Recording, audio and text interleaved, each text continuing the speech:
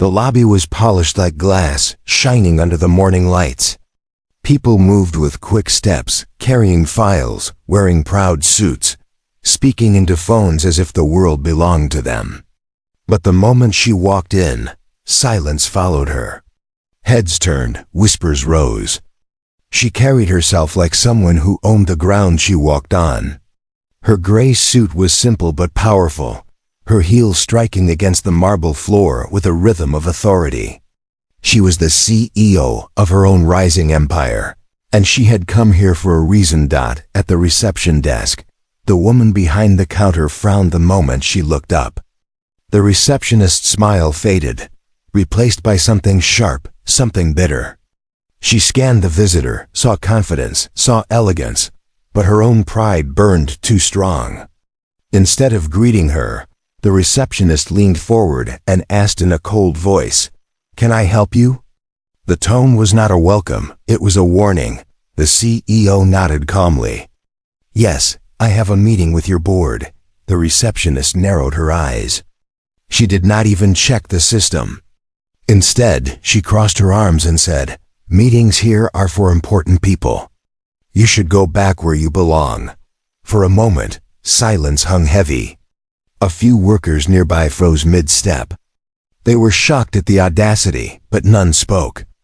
The CEO's gaze remained calm, unbroken, but her eyes glowed with something quiet and dangerous. She did not answer yet, and that silence made the receptionist feel bold.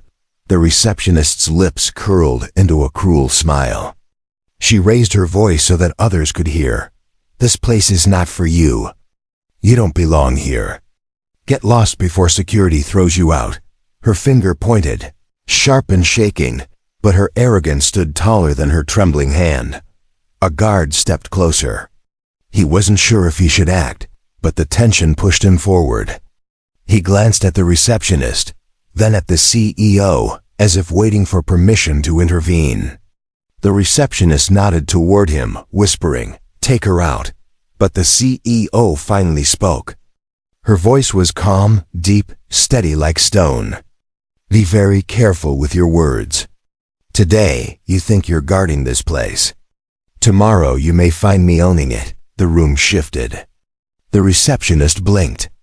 The guard hesitated. And for the first time, people began to wonder, who was this woman? Still, arrogance is blind. The receptionist laughed, though it sounded hollow. "Own this place, you? Don't make me laugh. You're just another one trying to climb where you can't." She waved her hand, dismissive, as though brushing away dust. The CEO did not argue. She looked past the desk, past the walls, as if she already saw beyond them. The people in the lobby kept their eyes low, afraid to be caught staring, but their hearts beat faster. Something in her presence told them this was not over. The boardroom upstairs was preparing for their day. They had no idea what storm was about to strike. The receptionist thought she had won, thought she had protected her ground, but in truth, she had just made the worst mistake of her career. The CEO turned slowly, not defeated, but calculating. She did not raise her voice. She did not beg. She simply said, "You'll remember this moment. So will everyone here." And then she walked away, her heels echoing against the marble, each step carrying a weight of unshaken pride. The guard looked uneasy, as if he had just seen the beginning of something far larger than himself. The receptionist forced a laugh, trying to cover her nerves. "See? Just talk. Nothing more." But even she felt a strange chill, one that she could not push away. By the end of the day, the whispers in the building would grow. By the end of the week, the board would learn what arrogance cost. And by the end of the month, the same receptionist who raised her finger would bow her head to the same woman she had insulted. This was not just a meeting. This was the start of a war. The city skyline burned gold in the afternoon sun as the CEO sat in her office, high above the streets. Her company was young but powerful. It had already changed markets others thought were untouchable. She had built it from nothing, brick by brick, contract by contract, while rivals had laughed. Now those same rivals whispered in fear when her name appeared on documents. She was not just another businesswoman. She was a storm hidden in plain sight. Her assistant entered quietly with a file in hand. "Ma'am, the board you visited this morning. They rejected the partnership. Officially, they say your company is too small. But unofficially..." The assistant hesitated. The CEO looked up slowly. "Unofficially?" The assistant's lips pressed tight. "They don't respect you. Their receptionist insulted you in front of everyone. And some of their executives were heard saying they won't work with someone like you." For a moment, the CEO said nothing. She simply closed the file, placed her hand on it, and breathed in deep. Her mind was calm, but her heart carried the fire of every battle she had already fought in life. She knew this wasn't just business, it was personal. "They think they can decide who belongs," she said softly. "They believe power is theirs to give. It is time to remind them that power is taken, not gifted." That night, the building that had mocked her still glowed with light. The receptionist, proud of her victory, laughed with coworkers, telling the story of how she had dismissed the so-called CEO. They laughed along, not realizing how quickly fortunes could turn. They thought the world was steady, that their chairs were safe, that their company was untouchable, but in another part of the city, plans were already moving. The CEO met with her lawyers, her investors, her closest allies. Contracts were reviewed, acquisitions outlined. She knew the weak points in their walls. She had studied them long before this insult. The receptionist had only lit the match that would burn the whole structure down. "Strike where they think they are strongest," she told her team. "When arrogance blinds them, truth will break them." Her people nodded. They trusted her vision. She had led them through storms before. This was not just revenge. It was strategy, pure and sharp. The next morning, news spread like fire. Her company had quietly bought the debts of their rivals. Small partners, suppliers, even investors were now tied to her name. Every deal that once kept their company alive now carried her signature. And yet, the receptionist at the lobby smiled as if nothing had changed. She greeted visitors with her usual arrogance, still mocking the CEO in private. But upstairs, fear was spreading. The boardroom was tense, voices raised. They had underestimated her. What they thought was impossible was already happening. Their empire was shaking, and no one knew how far she would go. The CEO, calm as ever, sat at her desk across the city, watching reports come in. She did not smile. She did not celebrate. She only whispered to herself, "This is only the beginning." By noon, whispers reached the receptionist. She overheard guards talking, executives rushing by with pale faces. Something was wrong, something big. She didn't understand it yet, but a shadow of doubt entered her heart.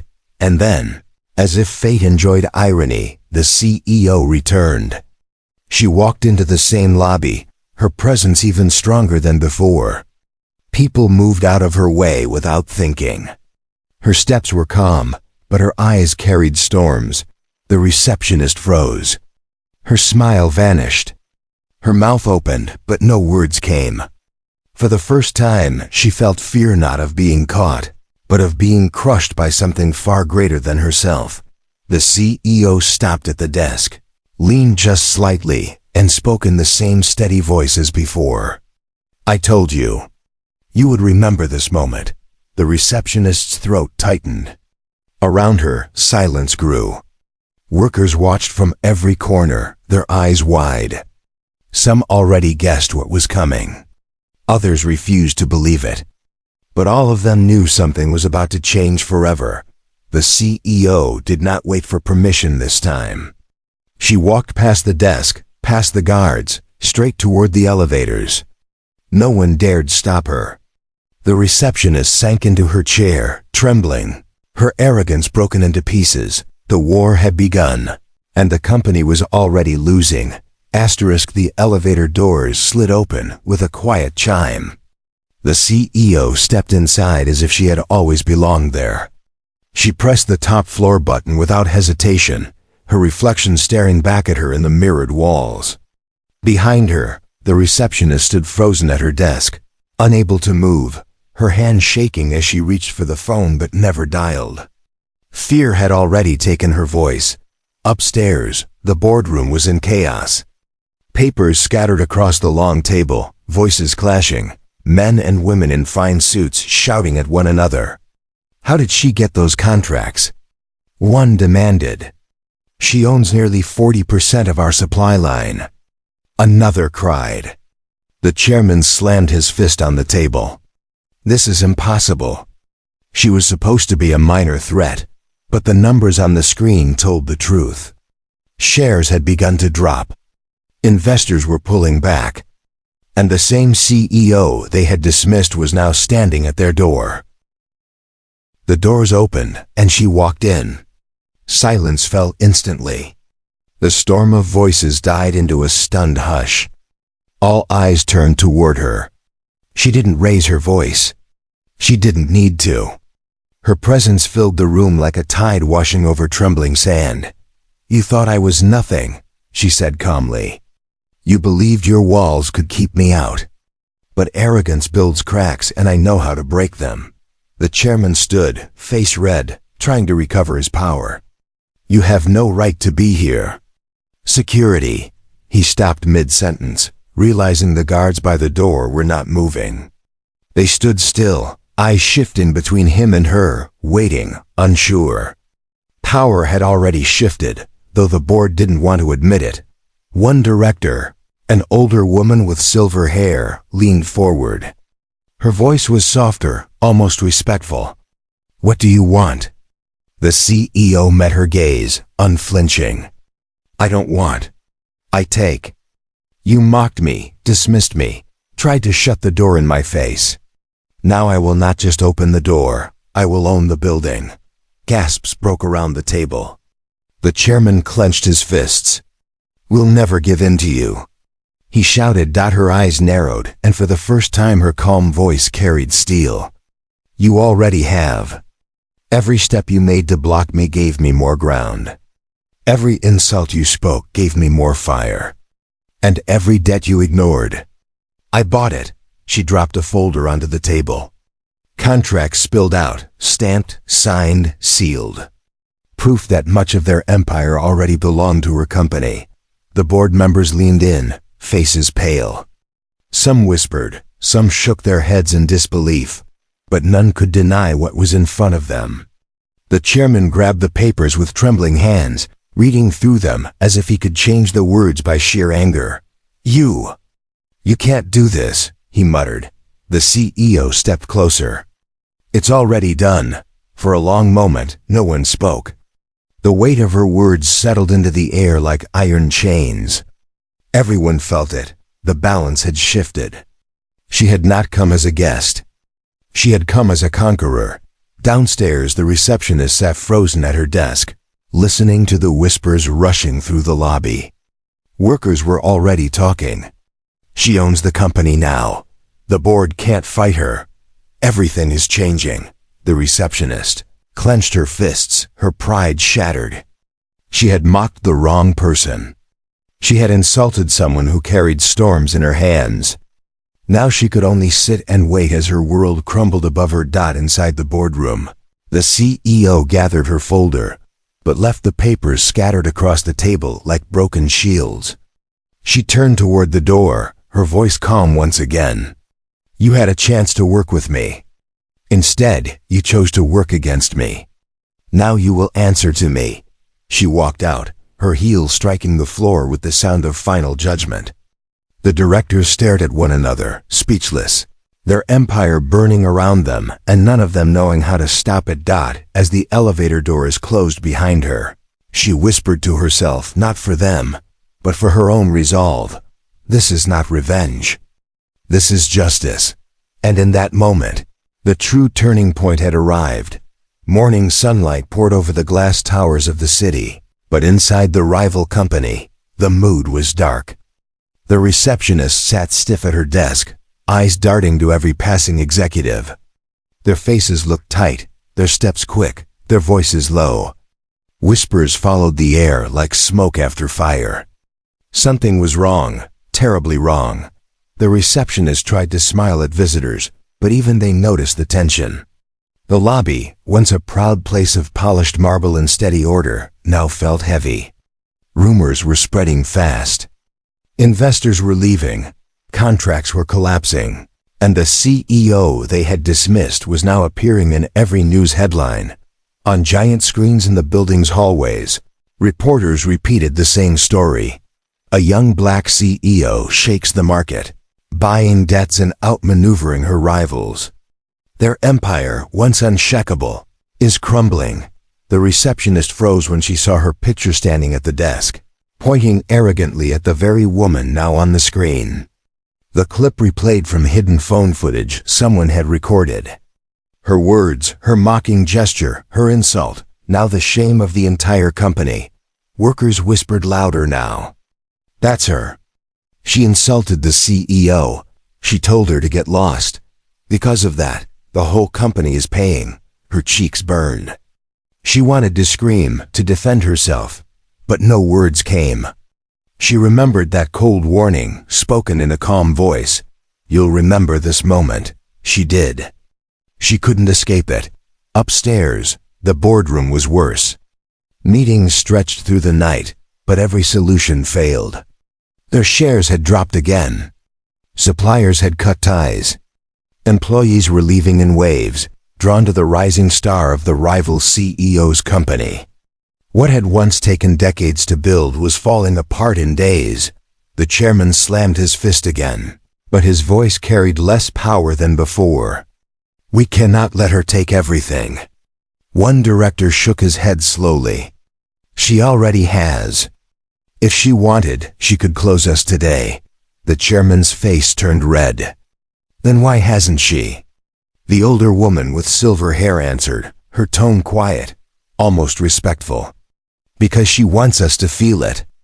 She wants us to watch everything collapse, piece by piece, until we understand what arrogance costs. No one argued. They all knew it was true. Meanwhile, in her own tower across the city, the CEO remained calm. She did not celebrate loudly. She studied reports, signed new deals, welcomed the workers and investors who left the failing company behind. Her office buzzed with energy. Phones rang with opportunity, not panic. Every success was another stone in the wall she was building around her empire. Her assistant entered with a stack of newspapers. You're everywhere today. They call you the storm, the shadow that no one saw coming. The CEO looked at the headlines without a smile. I did not come to be a storm. I came to build. But if they made me one, then let them drown in it. The receptionist could not sleep that night. Every time she closed her eyes, she saw the CEO's calm face, heard her steady words. She thought of the guards who no longer listened to her. She thought of the workers who looked at her with quiet hate. And she thought of the moment the company doors would close, leaving her without the desk she once thought was her throne. The next morning, when she walked into the lobby, she saw the impossible. The CEO herself was there again. She was not shouting, not demanding. She stood with quiet power, surrounded by cameras and reporters. The rival board had been forced to meet her in public. They stood pale and shaken, trying to look strong but failing. The receptionist's heart pounded. She wanted to hide under her desk, but it was too late. Reporters were pointing cameras at her too. Whispers spread through the crowd. That's the one who told her to get lost. The CEO turned her head slightly, her eyes meeting the receptionist's for just a second. There was no anger there, no cruelty, just calm judgment. That look said more than words. The receptionist felt her legs weaken. By afternoon, the company's name appeared in headlines again. Collapse begins. Shares had dropped to their lowest point in history. Investors demanded resignations. Workers were packing boxes. And at the center of it all was the calm, unshaken CEO who had been told to leave. The collapse had begun, and nothing could stop it now. The receptionist's world had grown smaller with every passing day. Once she sat tall at her desk, commanding the lobby with a smug smile, but now she kept her head down, afraid of every glance. Her co-workers no longer laughed with her. They whispered behind her back, their voices like daggers. To them, she was not the proud gatekeeper anymore. She was the woman who had insulted the very person now destroying the company. Humiliation deepened when the video clip went viral. Millions saw it. She was there on the screen, pointing, sneering, her words sharp and cruel. "You don't belong here. Get lost."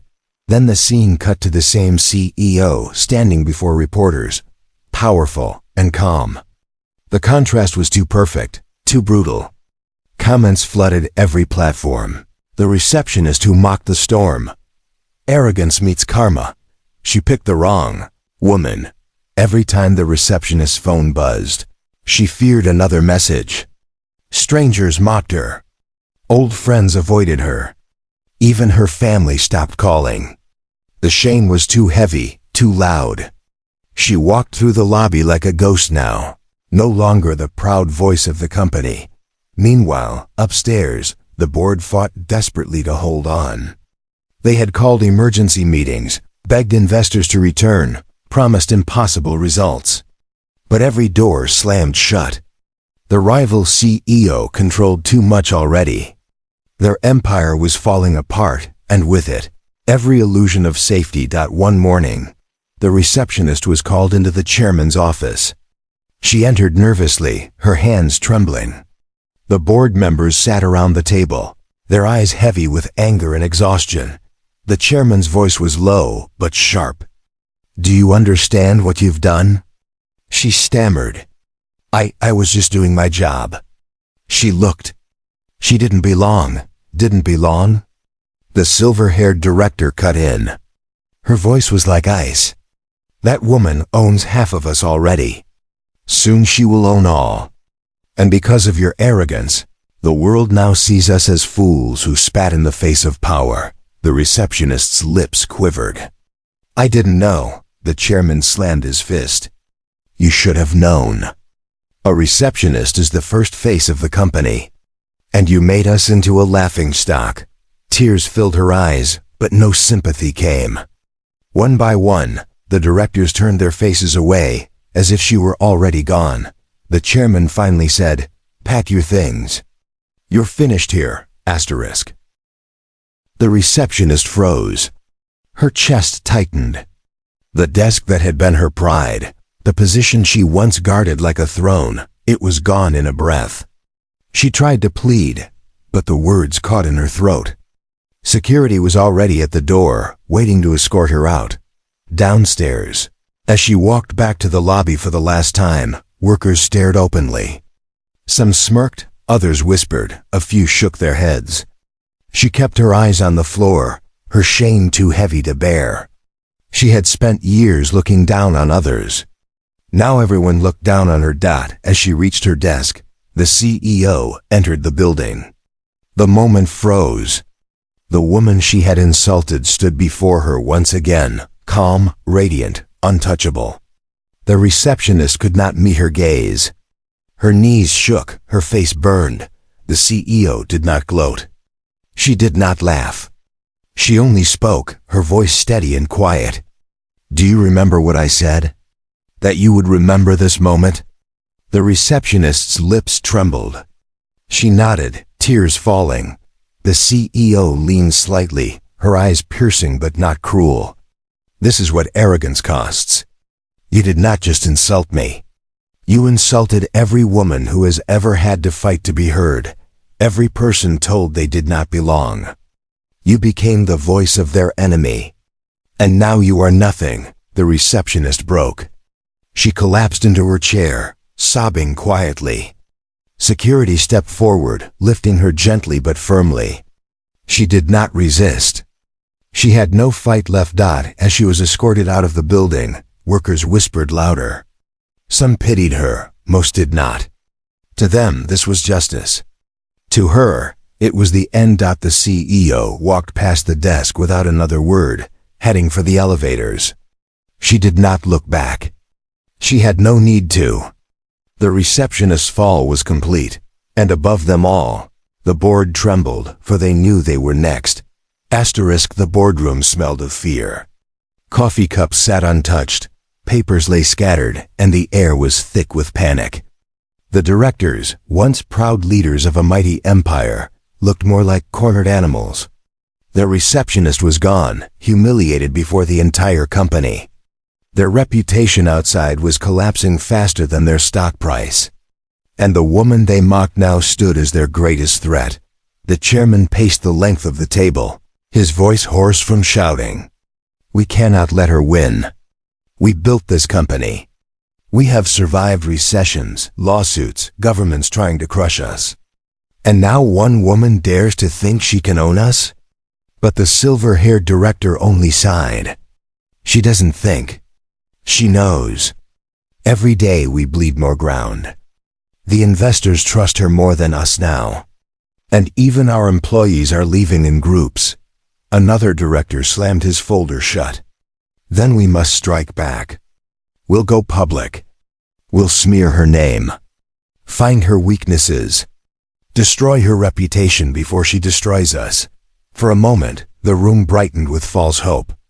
They began to speak over each other, listing plans: hire private investigators, leak false stories to the media, bribe journalists, pressure officials. Desperation made them reckless, but when the news hit that afternoon, their fragile plans shattered instantly. The CEO had already moved first. Headlines appeared everywhere. Rival company under fire for corruption allegations. Documents surfaced, exposing shady deals, hidden debts. Executives caught in scandals the board thought were buried forever. The files were too detailed, too perfect. She had known their secrets for months, maybe years, waiting for the right time to strike. The directors stared at the screens in horror. Their faces drained of color as reporters spoke their names one by one. This is impossible, the chairman whispered. It's not impossible, the silver-haired woman said softly. It's strategy. She didn't just come to fight us. She came to end us. That evening, the board held another emergency meeting. Guards stood outside the room, though even they looked uneasy now, as if their loyalty wavered. The chairman shouted again, his voice breaking. We have to fight back harder. She cannot be allowed to. The door opened. Every head turned. And there she was. The CEO stepped inside without invitation, without fear. She carried no papers this time, no contracts. She didn't need them. Her presence alone silenced the room. You plot against me, she said calmly. But your plots are already ash. The world sees you now as you are corrupt, arrogant, broken. And soon, the world will see what I build in your place. The chairman rose, fists trembling. You think you can take everything? We'll drag you down with us if we fall. Her eyes locked on his, steady and cold. Then fall. And I will build on your ruins. One by one, the directors lowered their heads. The silver-haired woman was the first to speak, her voice tired but clear. It's over. We should resign before the law or the market forces us. No. The chairman shouted. But even he saw the truth in their faces. His allies were gone. His power was gone. The CEO stepped closer to the table, her voice sharper now. This company was a fortress built on arrogance.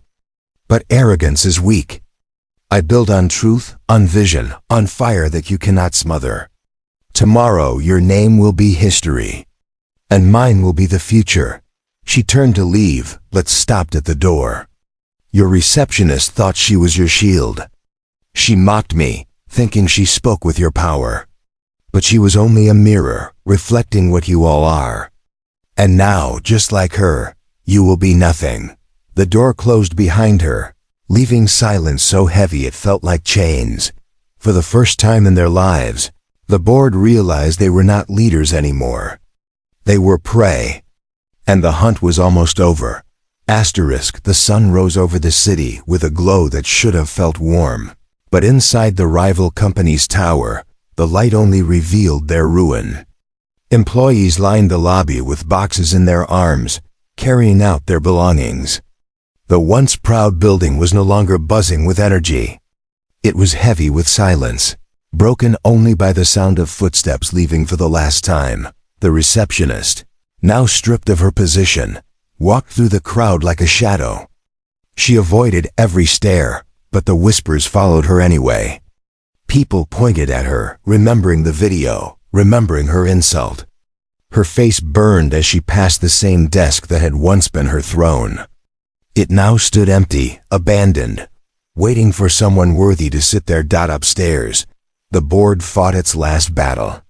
They had begged lawyers, called politicians, even tried to rally old allies. But no one came. Phones went unanswered. Investors refused to meet them. The truth was simple. No one trusted them anymore. The rival CEO had taken everything: contracts, allies, reputation, and now, even time itself. The chairman's voice cracked as he shouted, "We can still recover. We just need more time." But the silver-haired director shook her head. "There is no time left. She is here." The doors opened. The CEO entered, not with bodyguards or lawyers, but alone. She didn't need anyone else. She walked to the head of the table and stood silently, her presence filling the room. The directors looked down, unable to meet her eyes. Even the chairman, once proud and defiant, sank into his chair. She placed a single document on the table. The papers were thick, stamped, and final. "These," she said calmly, "are the deeds. Your debts are mine. Your contracts are mine. Your empire is mine. Today, this company is no longer yours. It is mine," no one argued. No one could. The chairman's hands shook as he tried to grab the papers, but they slipped through his fingers. This can't be legal," he whispered, though even he knew it was. "It is not just legal," she replied. "It is justice." The silver-haired director leaned back, her eyes tired but almost relieved. "So it ends," the CEO nodded. "It ends for you. But for me, it begins." She turned toward the window, looking out at the city that now belonged to her influence. Her voice carried a steady weight. "You thought I did not belong. You told me to leave. Today you will leave and I will stay." The director sat in silence, broken men and women who had thought themselves untouchable. The chairman finally buried his face in his hands. His empire was gone. His pride was gone. Downstairs, the news spread instantly. Screens lit up across the city. Historic takeover. New CEO dismantles rival empire in record time. Crowds gathered outside the tower, watching, cheering, some even chanting her name. Workers leaving the building stopped to look back, realizing they had just witnessed history. The receptionist stood among them, trembling. She saw the cameras turn to her again, the clip of her insult replayed side by side with the CEO's final takeover. The shame crushed her completely. She wanted to disappear, but the CEO did not even look at her as she walked out of the building, now hers. Cameras flashed, microphones reached forward. Reporters shouted questions, but her voice was calm as always. "I was told to get lost," she said to the world. "Instead, I found my place. This company belongs to me now, and I will build something stronger from its ruins." The crowd roared. Reporters captured every word. Her name spread across the globe in headlines, not as a rising star anymore, but as the new power of the age. For the board, it was the end.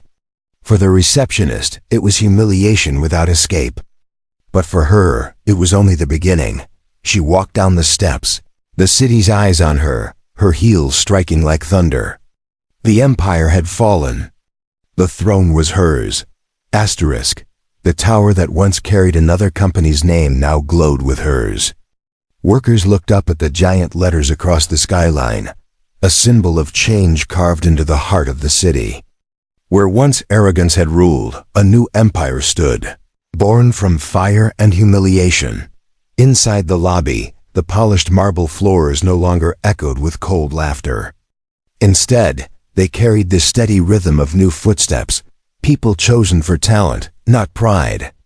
The old receptionist's desk stood filled again, this time by a young woman who greeted each visitor warmly, her voice kind, her smile genuine. The place felt different, alive. The CEO walked through the lobby one morning, her presence calm but powerful. Workers paused as she passed, not in fear, but in respect. She had taken what others said she could never have. She had endured insult, arrogance, and betrayal, yet she stood taller than ever. Her assistant joined her, carrying a fresh stack of reports. The numbers are stronger than expected. Investors believe in your vision. The workers are happier than they've ever been. It feels like... She hesitated, searching for the right word. Like a new beginning, the CEO finished for her. They stepped into the elevator, rising to the top floor. The boardroom no longer carried the weight of panic and fear. The old directors were gone, stripped of power. In their place sat new leaders, fresh voices, diverse faces, men and women chosen for skill, not arrogance. They rose when she entered, not out of empty tradition, but because they believed in her. She stood at the head of the table, the place where she once had been told she did not belong. "We are not here to repeat the past," she said firmly. "We are here to prove what a company can be when pride is replaced with purpose. We will not shut doors in people's faces. We will open them wider. That is how empires last." The room nodded in agreement. The fire in her words lit the hearts of everyone present. Later that week, she stood on a stage before thousands. The press lights blinded, cameras flashed, the world's eyes on her once more. But this time, there was no opposition, no arrogance waiting to push her down. She spoke clearly, her voice carrying across the sea of people. "They told me to get lost," she said, her tone steady. "But I stayed. Not just for myself, but for everyone who has ever been told they do not belong. We do belong. We build. We rise. And we prove them wrong, not with anger, but with success." The crowd erupted into cheers, the sound echoing into the night. Her name spread again across every headline, no longer as an underdog but as a symbol of strength. Far from the stage, the old receptionist watched on a screen in a small cafe. Her uniform was gone, her pride shattered. She worked quietly now, ignored by most, her past a wound she could never escape. She saw the woman she had once insulted standing before the world, adored, respected, victorious. The receptionist lowered her head. She knew she would never forget, but the CEO did not think of her anymore. The insult had been a spark, nothing more. What mattered now was the empire she was building, the doors she was opening, the voices she was lifting. She returned to her office, standing by the wide glass window as the city lights flickered below. Her empire stretched across the skyline, but her vision reached even further. She whispered softly to herself, not in pride, but in promise, "This is only the start." And with that, the new empire began. Asterisk.